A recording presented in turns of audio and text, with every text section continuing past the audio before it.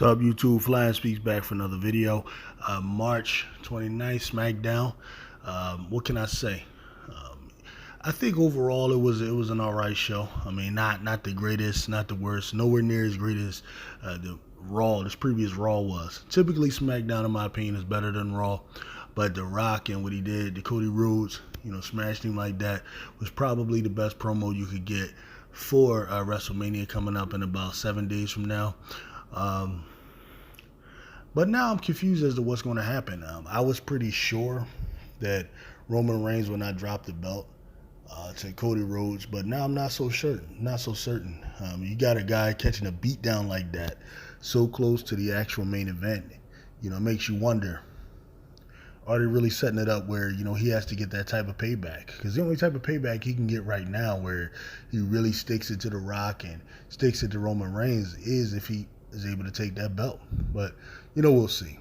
But anyway, this video is about SmackDown and some really the matches that catch my attention. So I'm not going to spend a whole lot of time on LA Knight and AJ Styles, even though I'm starting to like LA Knight. Prior to this, I never got what the big deal was. Like I always say, to me, he's just a combination of Jack and Stone Cold and Jack and The Rock's delivery, and there's nothing special he does in the ring. So for me, I never got it. But, this segment, along with him showing up at AJ Styles' house, is starting to catch my attention, and it just shows how booking can play a part in building a star, correctly. The Latino faction thing, that doesn't get my attention a lot, with the exception of maybe looking, some of what you see on the part of the ladies, just looking at them. Other than that, I don't really care much about that thing. I think Dominic feuding with his father is dumb to me. I never liked father-son thing, even though I know it's fake or it's scripted. Put it rather, I just still don't like father-son beefs. I just not into that. And then brush over a few other things. The promo for Tiffany Strattin, which was really good, hilarious, and I really hope, man, like I always say, I hope the fans let this girl succeed. I have this feeling that they're going to destroy her, and it's because they like her so much, and she should be liked because she's good at what she does, but their like is coming from, in my opinion, the wrong place. All right. The thing with Tiffany Strattin, like I say, she's a heel. That's the thing. That's her whole shtick. Her whole shtick is, she's the Paris Hilton type. She has that whole gimmick down. Okay. She's out there, though, begging for booze. Okay. In her promo, she's cutting that, I'm just of a different breed. I'm superior genetically. I'm superior in terms of, being a rich girl's daughter. I'm superior in terms of the way I look. I turn your eyes from the uggos and all of that kind of stuff. And she's getting cheered, which, like, on the outskirts is good that you're liked, but you shouldn't, this type of character should not be getting cheered. It messes up the gimmick, messes up the show, in my opinion. But I know where it comes from, and we'll talk about that, in a minute. The star of this particular episode, though, was the introduction of Jade Cargill, officially signing to SmackDown, and also displaying, a portion of what she could do towards the end. All right, and it's got mixed reaction. I think for the most part, it's been a very positive reaction. All right, and to that clown JD in New York, you're a cornball and you're a clown.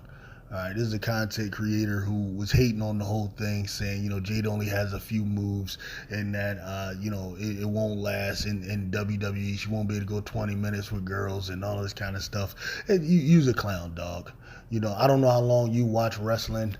I don't know how far back you go, but the majority of wrestlers throughout time, many of the great ones, weren't what you talking about.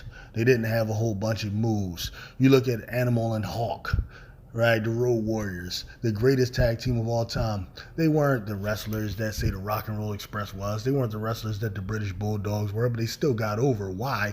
Because they had a type of appeal to them that transcends that stuff you're talking, right?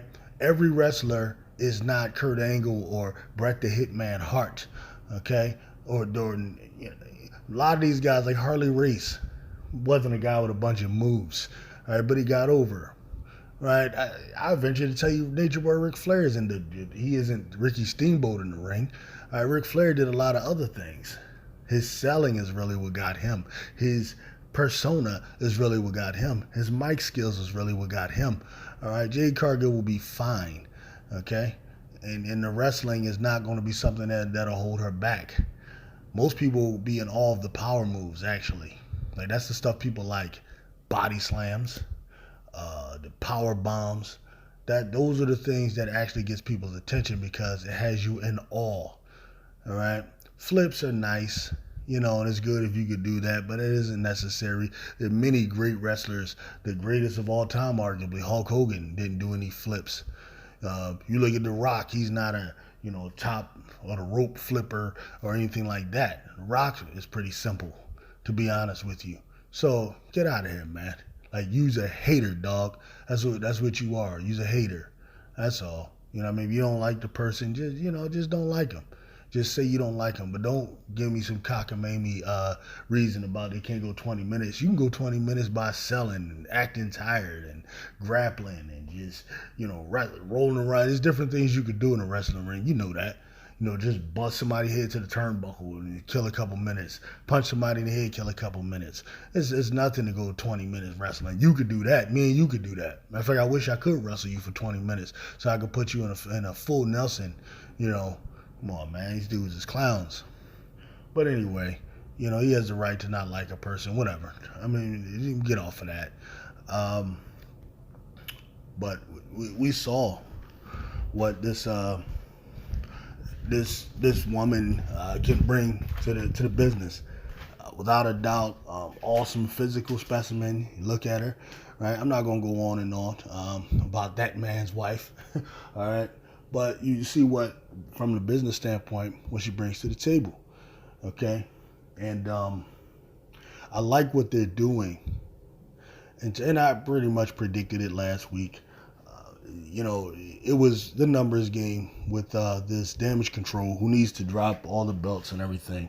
Like I said, it's an overrated group. I have no issue with them being Japanese or anything like that. I think they're decent wrestlers, even though they're more low aerial assault high flyers, which isn't my thing, but whatever. My thing is they're not that captivating heel-wise because you can't really cut the best promos with them, even though I will give them credit. The promo with EO was the best I've seen, even though, it was done in Japanese and they had the writing there.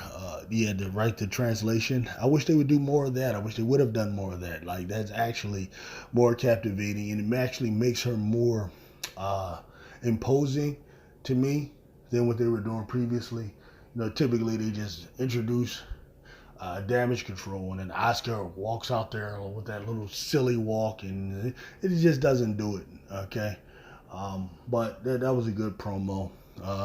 Bayley attacking her, I like that. That's good because it still shows, Bayley starting to go back to being who she is, which is the face, the role model. But it shows that she still got the little bad side to her, and she's gonna get some get back. Which shows that a face can have some heel-ish tendencies, especially when they're acting out of passion, which I think some people just act like they don't understand. Okay, and this brings me to what I kind of wanted to talk about here, and this is Bianca Belair, okay, and the heel turn that people are so wanting to see. Bianca Belair has to turn heel, and that's just really her, her true role. Now, let me explain something to y'all, okay? Bianca Belair being a face has more value to the WWE in them trying to push their program than being a face. Than being a heel. And that's why she is a face. She's a face because they understand that what they have in a wrestler and a specimen is someone that is special. You have someone that combines the athleticism and the speed with the raw power, with the look, with the ability to connect with people, even if she doesn't connect with you. And they know the best way to optimize that is to push this type of individual to be an inspiration for children, especially a market of children that was not readily available to them. Right? That's how you expand a business. And what Bianca Belair is, which is a black woman, is actually an area that was not a big portion of the wrestling fan base. Okay? She herself did not grow up watching wrestling. She said her brother did, but herself, she did not. All right? And what they think is this would inspire other young black women to watch, okay, number one, which is what they want, and then possibly, see it as a career choice for themselves. Many of them, they grow up, they're more athletic than their friends. Usually you could just be what Sha'Carri Richardson is. Okay, just a track star. And that's what Bianca actually wanted. All right, until Mark Henry, reached out to her. Most of you know the story. And then she gets into this and she excels. All right, so WWE, they're going to maximize that. They know she's more valuable as a face than as a heel. Now, where the heel thing comes from, it comes from old school guys like Jim Cornette, for example, who I heard speaking on it, and some of the other ones, Bischoff and some of these other clowns, all right, who I remember watching back in the day, they're just holding on to certain stereotypical images of certain segments of the population that they have in their mind going back to their days of growing up and reflecting on what connects with them. This is what they're speaking to. Okay, to a guy like Jim Cornette, it's obvious that an athletic black woman who's strong, who's talented, registers in his mind, okay, because the majority of the people she'll be facing will be white women. That's just the numbers game. When in his mind, she registers as a bully, right? A bully is a heel. So to him, that makes more sense. All right, some of the attitude that she shows and so on, to the white audience might appear to be heelish, but to a black person, it's nothing. It's actually funny to us. Like all of our sisters and cousins and nieces, they act that way. Like when they grow up, the girl, hands on the hip, head bobbing, that's just the way they act. To us, it's not threatening. It's funny. I'm supposing maybe to a white guy like Jim Cornette, it appears to be heelish, so she doesn't connect to him as a heel or as a face, because a face in the mind of those old school guys is a person that's an inspiration, is a hero, and obviously a black woman to him just doesn't register as that. She has to be in opposition to his faves, like a Charlotte Flair or a I don't know, Becky or whoever he thinks is great. He sees that, okay, if I pit someone like a Charlotte Flair up against a Bianca Belair and I get Charlotte Flair to defeat this specimen, this monstrosity, then that just boosts up Charlotte, you see. That's the way his mind works. From a business standpoint, I understand that. But what he's not understanding is that wrestling as a business, and this is what Vince McMahon always got, that many of them didn't get, is that the way you expand it is by offering opportunities and giving spotlight to certain segments of the population that previously were not receiving that spotlight. Okay, and I also believe that many of the people in these comment sections who believe, she has to be healed. When she's disagreeing with Naomi, about fighting damage control to help Bailey, or helping Bailey rather, she's about to turn heel. right? No. No, that's not it. Now, with that being said, I do realize at some point she may turn heel. But this is the only way I see it, okay? This is what I'm saying. They got a lot of value from her being a face. And that was a beautiful thing. Like I believe it was last WrestleMania when she comes out with the little girls. All those types of things. That value was there, and that value is still there. Okay? Now, the way she can become heel is if she goes a long stretch without a belt. And the reason is this individual has to have a belt. That the individual just does. She's just too good, okay? To go months and months and years without a belt, okay? So what you do is, what I think they're starting to go for, team her up with Jade Cargill, okay? Now, so right now it looks like a three-way faction, a three-member faction, okay? You got Naomi, you got Bianca, you got Jade Cargill, all right. Now, what's interesting is the Damage Control is 4. All right, so EO you're going to face Bayley. So then you have the other 3. So now what we have to see what WWE is going to do is, are they going to have a 6-way? I mean, a 3-on-3 match, which I don't believe would be best. I believe they should have those tag team belts that Damage Control have on the line versus 2 of the 3. Go with either Naomi and Bianca or Jade and Bianca. My personal preference is Jade and Bianca, because I think Naomi just somehow, besides the fact that she's kind of been around for a long time and she's not something fresh or new. Beyond that, I don't know that her and Bianca energy matches necessarily. I think they're friends, but Naomi, you see, is a face that's she's almost angelic, like in her character. Like, she's just, she doesn't seem to have a bad side. I get it. I know back in the day, her and Sasha were team bad girls and all of that. Yeah. First of all, that was a long time ago. And secondly, I don't see her making such a 180 like that. Right? She's like a person that she's with Bianca, but she's like the angel on Bianca's right shoulder, trying to call her to her better self. Right? She's kind of like has that role, where Bianca's like, she's good, but it's like how the average person is. Most people are. We like you if we like you, but if you done beat me up and jumped me over the last couple of years and all of that kind of stuff, I'm not trying to just be your friend just like that. It's going to take a little bit more effort than that, And it wouldn't make sense for Bianca to all of a sudden just be Bayley's friend. You got to think, her and Bayley have been feuding for years, going way back to when she first became the champion. Right? She took it from Bayley. This is when Bayley went heel, okay, and been heels ever since.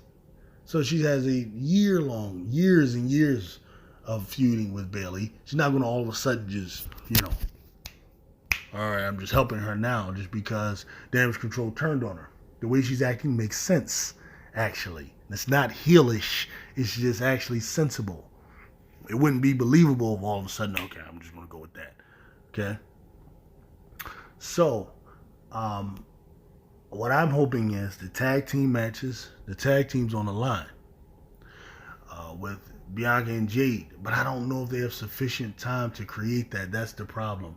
We're talking about 7 days, so there'll only be one more Smackdown before WrestleMania. So I don't know how they do that. What I would do is I would take and have Jade somehow get with Bianca, right? Or what you do is,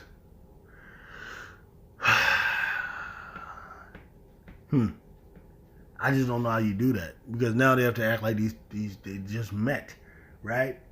It wouldn't make sense if they have all this chemistry, but at the same time, WWE might not care, right? You're talking about these two women are so like monstrous they might not need a whole lot of time to work together, right? Just a couple power bombs and body slams, and they'll be like the closest female version of the Legion of Doom you've ever seen, right? Um, what I would do is I would have Jade on one side, Naomi on the other side, and kind of Jade push Bianca towards forming a faction, and then maybe as a faction they go heel. I could kind of see that. That faction could be heel or face, and either way they're going to dominate and just run the women's division, revive it. I think what's best for business, you have to start a faction with Bianca and Jade, and have them just run the women's division. Like I said, it serves a couple of purposes. Number one, it gets Bianca out of the singles situation, so you don't have her there and still a face of the company, confused about how to use her. Right, because now you're trying to bring up, Tiffany Strattin. You're trying to bring up. You still got to do something with Liv Morgan. You got all of these different women on SmackDown, and you got Bayley there too, who people want to see get belts and stuff like that. So because of that, you got to remove Bianca out the way, because you can't have Bianca there without a belt for too long. You just can't do that, because then you're not maximizing her. So put her in the tag team division. Let her, for the next couple of years, bring prestige to that. And have the belt go to the singles belt. Let Tiffany, because Tiffany, I got this feeling, they're going to give her a belt soon. So maybe she'll vie for the SmackDown Women's Championship. They'll probably have maybe her take it from Bayley, because Bayley's about to go face, so a feud with Tiffany makes sense. I think Liv should be in the mix, though, feuding with, but hold on, Liv might be on Raw, actually. I'm tripping. I'm not even sure where Liv is. I think Liv is on Raw, yeah. So you have her going at it with feuding with Becky. That'll probably be the next thing, unless they're going to continue the Rhea and Becky thing. I don't know.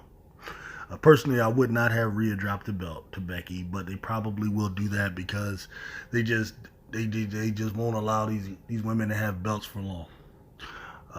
Personally, like I said, I think Rhea is way too phenomenal to just drop the belt, but she probably will. That's just me predicting the way these people move. All right. All right, so Liv is over there. All right, so I guess what's next will be Tiffany feuding with Bayley. Yeah, remove Bianca and Jade. Just get them out of there. Because if you're going to have them as singles, there's no way they're not doing that. And you can't have a situation where Tiffany should not be defeating a Bianca or defeating a Jade right now. Right? They shouldn't take losses. And I agree to those who love Tiffany, she shouldn't take a loss to Bianca either. That's true. Just keep them away from each other for right now. Right, have them, say little smart things to each other, but save that, for maybe next WrestleMania or something like that. And have Bianca go at it. I'm sorry, have Tiffany go at it with Bayley. Okay, over there on SmackDown. That's what I would do, and that's what I think would be best for business.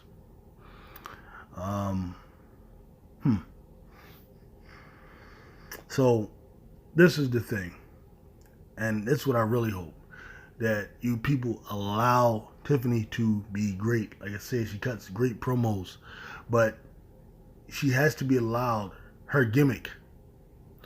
The problem with many of you is that she doesn't fit the image of a heel, even though she is. She doesn't fit the image of a heel, though. The image in many of your minds, and I know it's a subconscious thing, is that she's a hero. And she's such a good heel that she gets cheers. No, the heels need to be booed. And I know I'm like someone in the wilderness just calling out to no one who listens. But if you turn that girl face, especially right now, you're gonna destroy her. You're gonna decrease her value. You're gonna decrease her value. Right? She's a person that's calling people ugly. Okay? She says she's better than you. You should be booing her. And the boo is out of respect. The boo means good job, because the person is a heel. We used to boo Roddy Piper, even though he was clearly better than Hulk Hogan, as you know, on the mic, and one could argue in the ring as well. We used to boo Ric Flair, even though we knew that he was great. We used to boo Tully Blanchard, and these guys were great, but you boo them because that's what they're out there to get. That's the way you make the show work. Goodness gracious, man. People just don't get that. Yeah, I'm going on here. It was 25 minutes, a little long for me, especially with WWE content. So I'm going to peace out right now, man. Peace.